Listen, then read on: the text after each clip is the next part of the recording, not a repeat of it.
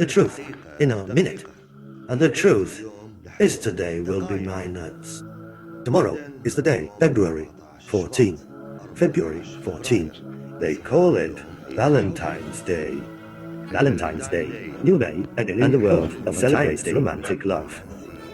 With red roses, with chocolate, and exchanging sweet words among themselves.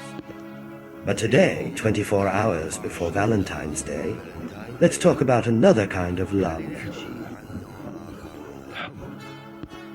It is the holiest and deepest. Let's talk about self-love.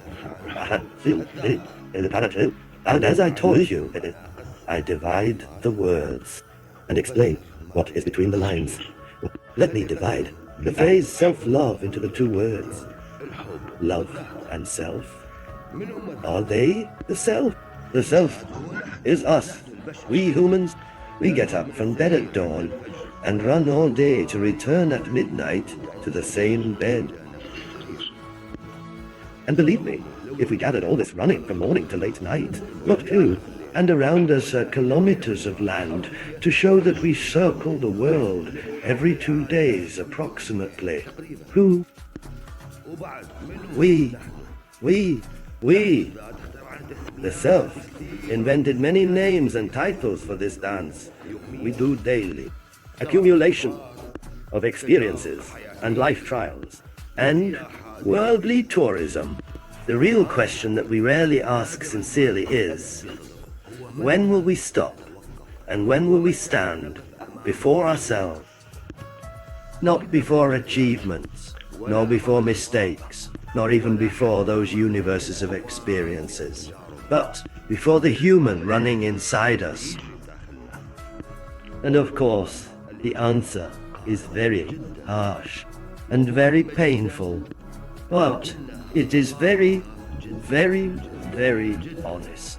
Because most of us do not stop except when we burn. A continuous internal burning, and in different kinds of fire. We keep pleasing everyone until we lose ourselves. Occupational burning. We run after promotions and salaries until we forget who we are. Emotional. We give from the river of love inside us until it completely dries up. And burning, scattering, we run in all directions until we no longer see our faces in the mirror. And gradually, we turn to ashes.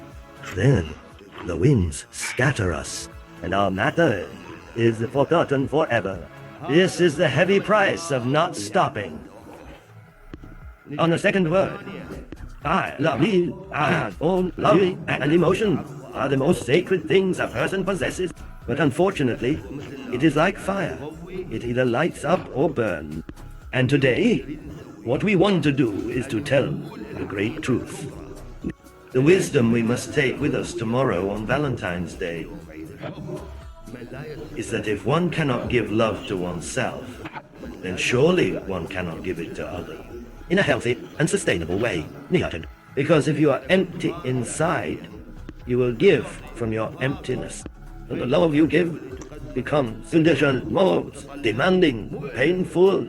But if you are filled with self-love and self-appreciation, you will have mercy on your weaknesses, respect your limits, and accept your flaws without justifying or even hating them. You give your overflow without expecting compensation for your giving, and without threatening if your giving is not accepted.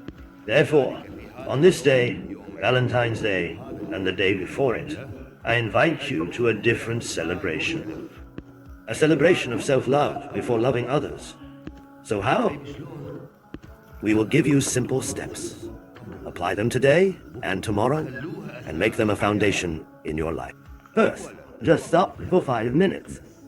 Look at yourself in the mirror and say to yourself simple things, things you love, even if they seem strange at first. Second, ask yourself what you need, not what others need from you. Third, say no to one thing you always said yes to. even if it was to please others. Fourth, write down 3 simple things, not achievements. Simple things, but you will know them. They will be very simple.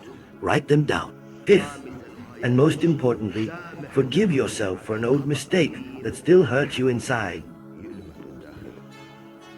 Tomorrow, when people exchange love messages, remember that the most beautiful love message you can write is the one you write to yourself.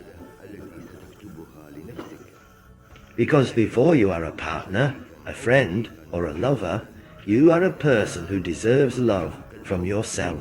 First, thank you very much for your patience during these minutes. And may self-love increase in your hearts forever. We leave you in God's care.